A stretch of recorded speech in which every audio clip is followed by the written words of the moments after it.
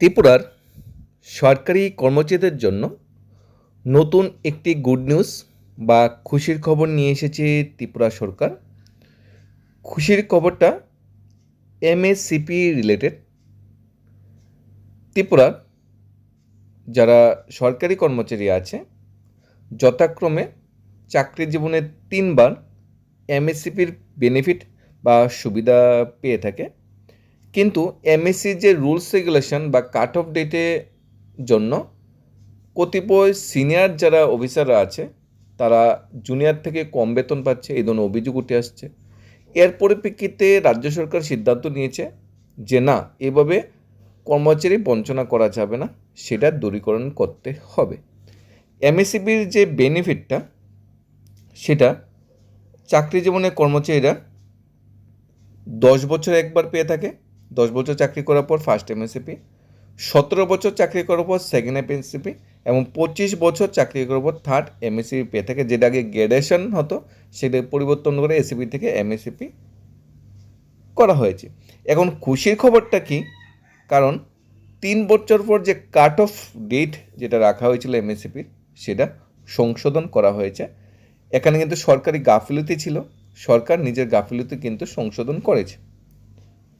ত্রিপুরা সরকারের কর্মচারীদের বেতন সংক্রান্ত এক জটিলতা মেটাতে শেষ পর্যন্ত পুনরানো সিদ্ধান্তের কাট অফ তারিখ প্রত্যাহার করল অর্থ দপ্তর।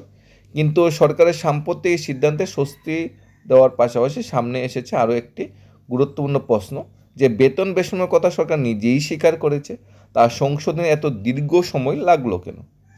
2023 সালে সমস্যা সমাধানের নামে যে ব্যবস্থা নেওয়া হয়েছিল সেই ব্যবস্থা নির্দিষ্ট সময়সীমা যখন নতুন করে বৈষম্য তৈরি করলো, তার দায় কে নেবে? অর্থ দপ্তর 12 আগস্ট 2026 মেমোরেন্ডামে বলা হয়েছে, মডিফাইড কেরিয়ার প্রগ্রেশন স্কিম বা এমএসসিপির অধীনে ডেট অফ নেক্সট ইনক্রিমেন্ট বা ডিএনআইতে বেতন নির্ধারণের সুযোগ দেওয়ার ক্ষেত্রে 31 অক্টোবর 2023 একটা কাট অফ তারিখ ছিল, যা প্রত্যাহার করা হয়েছে। একই সঙ্গে যেসব সরকারি কর্মচারী আগের সুযোগে ওই কাট অফ কারণে অথবা অন্য কোনো কারণে তা নিতে বা করতে পারেনি, তাদের এখন সেই সুযোগ দেওয়া হয়েছে। সরকারের এই সিদ্ধান্তে পেছনে যে সমস্যা আছে তাও অর্থ দপ্তর নথিতে স্পষ্ট করা হয়েছে। 2023 সালে কি হয়েছিল, 30 সেপ্টেম্বর অর্থ দপ্তর একটা মেমোরেন্ডাম জারি করেছিল, কেননা সিনিয়র এবং জুনিয়র কর্মচারীর মধ্যে হওয়া যে এনুমালি তা দূর করার উদ্দেশ্য। কিন্তু সেই ব্যবস্থা 31 অক্টোবর 2023 সালে অপশন ফর্ম দেওয়ার তারিখ দেওয়া হয়। পরবর্তী সময় দেখা যায় ওই এমএসসিপি পাওয়া সিনিয়র জুনিয়র মধ্যে বেতন বেশম থেকেই যায়। ঘটনা হলো 2023 রাজ্য সরকার আগে এমএসসিপি রুলসটা কী ছিল, 10 বছর চাকরি হওয়ার পরে জুলাই বা জানুয়ারিতে যখনই 10 বছর পূর্ণ হবে একটা ইনক্রিমেন্ট দেওয়া হবে। যদি কেউ 10 বছর পূর্ণ হয় জুলাই মাসে, ঠিক আছে, তাহলে জুলাই মাসে একটা ইনক্রিমেন্ট আছে, আবার জুলাই মাসে আবার 10 বছর পূর্ণ হওয়ার পর একটা ইনক্রিমেন্ট আছে, দুইটা ইনক্রিমেন্ট একসাথে হয়ে যাচ্ছিল। তখন এমএসসিপি রুলস অনুযায়ী, ত্রিপুরা বিগত সরকারের রুলস অনুযায়ী ওই জুলাই মাসে একটাই ইনক্রিমেন্ট কর্মচারীকে দেওয়া হতো, আর নেক্সট যেটা ইয়ারলি ইনক্রিমেন্ট সেটা জানুয়ারিতে চলে যেত। আবার যদি কেউ জানুয়ারিতে 10 বছর পূর্ণ হয়ে থাকে, আবার জানুয়ারিতে ইনক্রিমেন্ট ডেটও আছে, ইয়ারলি ইনক্রিমেন্ট ডেট, তাহলে কী হতো, জানুয়ারিতে একটা ইনক্রিমেন্ট বা এমএসসিপি বেনিফিট দেওয়া হতো আর ইনক্রিমেন্টটা জুলাই চলে যেত। কিন্তু এখানে দেখা যাচ্ছে যারা সিনিয়র কর্মচারী আছে বা জুনিয়র কর্মচারী আছে তাদের বেতনে বৈষম্য তৈরি হচ্ছে। তখন রাজ্য সরকার কী সিদ্ধান্ত নিয়েছে, একসাথে ইনক্রিমেন্ট এমএসসিপির বেনিফিট দেওয়া যাবে। এখন যদি কেউ জুলাই মাসে যদি কেউ ইনক্রিমেন্ট পেয়ে থাকে, আবার জুলাই মাসে ও এমএসসিপিরও বেনিফিট পাবে, অর্থাৎ একই মাসে দুইটা বেনিফিট একসাথে গ্রহণ করতে পারবে। আগে যেটা ছিল না, যেটা 2023 সালে অপশন ফর্ম সব কর্মচারীকে দেওয়া হয়েছিল যে আপনারা কোন মাসে ইনক্রিমেন্ট নেবেন, জুলাইতে নেবেন না জানুয়ারিতে নেবেন, আপনার সুযোগ সুবিধা মতো ইনক্রিমেন্টের মাসটা আপনার চুজ করে নিন। তখন তো ওই ম্যাক্সিমাম সবাই জুলাই মাসে ইনক্রিমেন্টের মাস চুজ করেছে বা চয়েস করেছে। এতে কি হয়েছে, তারা এমএসসিপির বেনিফিট এবং ইয়ারলি ইনক্রিমেন্ট বেনিফিট দুটো একসাথে পেয়ে গেছে। তখন অনেক কর্মচারী আছে যারা ইনক্রিমেন্টের ডেট এমএসসিপি ডেট নিয়ে কনফিউশন ছিল, তারা বুঝতে পারেনি মেমোরেন্ডাম বা তাদের কাছে ঠিকঠাক যায়নি, তখন তারা সেই সুবিধাটা নেয়নি। তাতে কি হয়েছে, কতিপয় কর্মচারী যিনি জুলাইয়ে এমএসসিপি এবং ইনক্রিমেন্টের বেনিফিট পেয়েছে, উনি দুইটা ইনক্রিমেন্ট একসাথে পেয়ে 30,000 থেকে উনার বেতন 32,000 হয়ে গেছে। আবার কতিপয় সরকারি কর্মচারী যারা এই বেনিফিটটা নিতে পারেনি বা নেইনি অপশন ফর্মটা, তাদের ইনক্রিমেন্ট তো জানুয়ারিতে চলে গিয়েছে, তাহলে একজন কর্মচারী জুলাইতে 32,000 টাকা বেসিক পাচ্ছে, আরেকজন কর্মচারী জুলাইতে 32,000 টাকা বেসিক না পেয়ে জানুয়ারিতে গিয়ে 32,000 টাকা বেসিক পাচ্ছে। এখানে 6 মাসের লস হয়ে যাচ্ছে এবং ওনার ইনক্রিমেন্টও 6 মাস পিছিয়ে গেল, যেখানে জুলাই হওয়ার কথা এখানে জানুয়ারিতে চলে গেল, অর্থাৎ উনি বেনিফিটটা নেয়নি। তখন তারা সেটা বুঝতে পারেনি বা তাদের কাছে সেই নোটিফিকেশনটা যায়নি। এখন সরকার কি করেছে, নতুন করে আবার বলেছে এখন আর কোনো ডেট নাই, আলটিমেট ডেট নেই, এখন ইচ্ছা করলে অপশন ফর্মে বেনিফিট নিতে পারবে। তাহলে যারা 2023 সালে যারা অপশন ফর্মে বেনিফিট নেয়নি, তারা যখন 2023 সালে অপশন বেনিফিট নেবে, অবশ্যই গত 3 বছর এরিয়ার হয়েছে, এরিয়ারটাকে একসাথে পাবে এবং তাদের বেসিকও কিন্তু বৃদ্ধি পাবে, কারণ তারা কিন্তু একটা ইনক্রিমেন্ট কিন্তু তাদের বেড়ে যাবে, তাদের ইনক্রিমেন্ট কিন্তু 6 মাস এগিয়ে যাবে। এখন যারা বেনিফিট নেয়নি তাদের ইনক্রিমেন্ট যদি জানুয়ারিতে থাকে তারা 6 মাস এগিয়ে তাদের ইনক্রিমেন্ট হয়ে যাবে জুলাই, অর্থাৎ 6 মাস তারা বেঁচে যাবে এবং তাদের ইয়ারলি ইনক্রিমেন্ট জুলাইতেই শুরু হয়ে যাবে। এখন যারা জুলাই মাসে ইনক্রিমেন্ট, ঠিক আছে, বেনিফিট নেয়নি জুলাই মাসে ইনক্রিমেন্ট, তাদের ইনক্রিমেন্ট 6 মাস এগিয়ে যাবে। অর্থাৎ কারো ইনক্রিমেন্ট যদি জানুয়ারি 2027 হয়ে থাকে, ইনক্রিমেন্ট হয়ে যাবে জুলাই 2026। কারো ইনক্রিমেন্ট যদি জুলাই 2026 হয়ে থাকে, হয়ে যাবে জানুয়ারি 2026। এইভাবে ব্যাক করে আসবে। যারা অপশন ফর্ম নেয়নি, ম্যাক্সিমাম কর্মচারী অপশন ফর্ম নিয়েছে, এখন তারপরে কিছু কর্মচারী আছে যারা অপশন ফর্ম নেয়নি। অর্থ দপ্তরে বর্তমানে মেরুদণ্ড সরাসরি বলা হয়েছে এই বেতন বৈষম্য পারসিস্ট টিল ডেট, অর্থাৎ 3 বছর আগে এই সমস্যার সমাধান করতে সঙ্গে যে ব্যবস্থা নিয়েছিল সেই ব্যবস্থা নির্ধারিত সময়সীমা শেষ পর্যন্ত সমস্যাটি পুরোপুরি মেটাতে পারেনি, বরং নতুন করে এমন কর্মচারীর একটা অংশ তৈরি হয়েছে যারা আগের সুযোগটি পাননি। এখন তাদের কাছে দরজা খুলতে হলো। প্রশ্নটি যে 2023 সালে যখন এই নীতি তৈরি করা হয়েছিল তখন কেন এমন একটা কাট অফ রাখা হয়েছিল যার মধ্যে একই ধরনের কর্মচারীর মধ্যে পরিবর্তে নতুন করে পে এনোমলি তৈরি করতে পারে। সরকারের প্রকাশিত প্রেস রিলিজ বিষয়টিকে আরও স্পষ্ট করে দিয়েছে।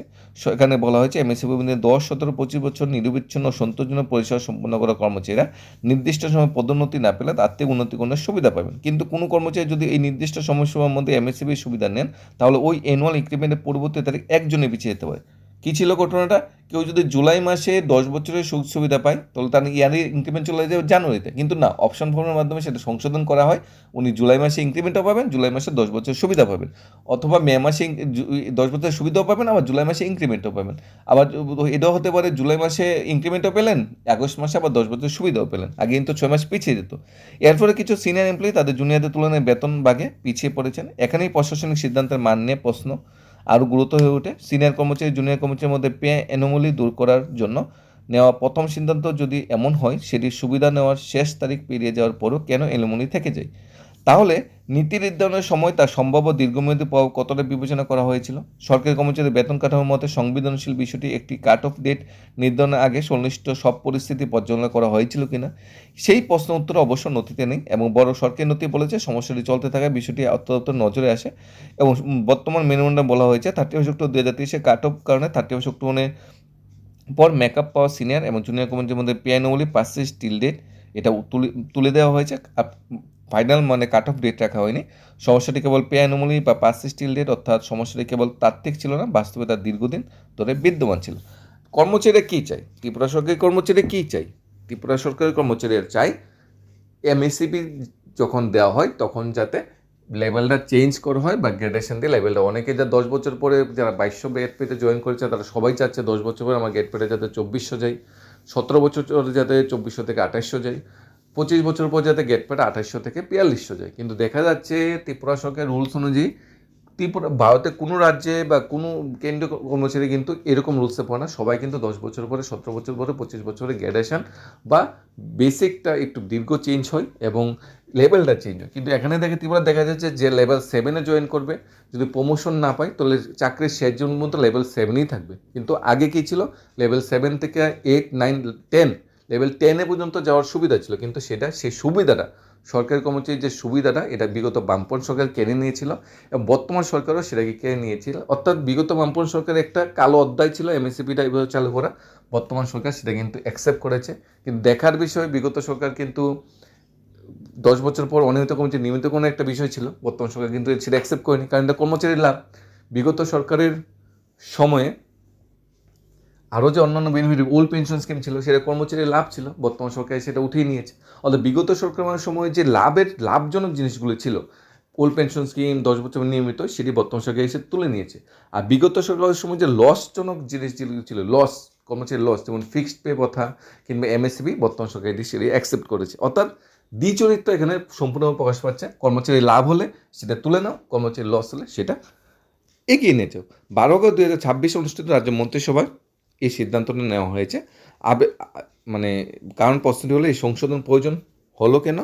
অর্থ দপ্তরের কাছে বিভিন্ন নোটিশ যাচ্ছে, বিভিন্ন লেটার যাচ্ছে, বিভিন্ন তথ্য যাচ্ছে যে কর্মচারীরা অনেকেই বঞ্চিত হচ্ছে, তাই এটাকে কাট অফ ডেটটা প্রত্যাহার করতে হবে। এখানে আরও একটা বিষয় তাৎপর্যপূর্ণ, অর্থমন্ত্রী মেমনের অনুলিপি মুখ্যমন্ত্রী সচিব, অর্থ দপ্তর, মুখ্য সচিব, সমস্ত মন্ত্রী, ত্রিপুরা বিধানসভা, হাইকোর্ট, টিপিএস, অ্যাকাউন্ট জেনারেল, সংশ্লিষ্ট অন্যান্য দপ্তরে পাঠানো হয়েছে। অর্থাৎ বিষয় সেই পাঠানোর সর্বোচ্চ স্তর পর্যন্ত পৌঁছেছে এবং সিদ্ধান্ত এখন আনুষ্ঠানিক সরকারি ব্যবস্থার অংশ। তাই কর্মচারীদের স্বস্তি দেওয়ার পাশাপাশি সরকারের সামনে স্বচ্ছতার প্রশ্নও রয়েছে। কতজন কর্মচারী সিদ্ধান্ত উপকৃত হবে, 2023 সালে কাট অফ কারণে কতজন অপশন নিতে পারেনি, কতজন পে অ্যানোমালি এখনও রয়েছে এবং নতুন অপশন প্রয়োগের ফলে তাদের বেতন কীভাবে পুনর্নির্ধারণ হবে, তারা এরিয়া করতে পারবে। সরকার শেষ পর্যন্ত ভুল বা অসম্পূর্ণ ব্যবস্থা সংশোধনে করছে, অবশ্যই এটি ইতিবাচক। কিন্তু প্রশাসনিক দক্ষতা মাপ করে শুধু ভুল সংশোধন করে এমন সিদ্ধান্ত নেওয়ার সময় সম্ভব বেশম আগে চিহ্নিত করা গুরুত্বপূর্ণ অংশ। 2023 সালের সিদ্ধান্তের উপর যে অ্যানোমালি পুরোপুরি দূর হয়নি এবং 2026-এ এসে কাট অফ প্রত্যাহার করা হয়েছে, তা সেই প্রক্রিয়া একটা বড় প্রশ্নচিহ্ন। কর্মচারীদের প্রাপ্য আর্থিক সুবিধা কোনো অনুগ্রহণে তা তাদের পরিষেবা সত্ত্বের অংশ। ফলে এখন সরকারের দায়িত্ব শুধু নতুন করে অপশন পাওয়ার সুযোগ দেওয়া নয়, বরং দীর্ঘদিনের এই পেয়ানুমূলী পূর্ণচিত্র প্রকাশ করা এবং যারা এতদিন আর্থিক অসুবিধার মধ্যে ছিলেন তাদের প্রাপ্য সুবিধা যাতে কোনো প্রশাসনিক জটিলতা আটকে না থাকে তা নিশ্চিত করা। 3 বছর এবং সংশোধন এসেছে, তাই এবার প্রশ্ন সংশোধন সঙ্গে কি দায়বদ্ধতা আসবে কিনা। ধন্যবাদ।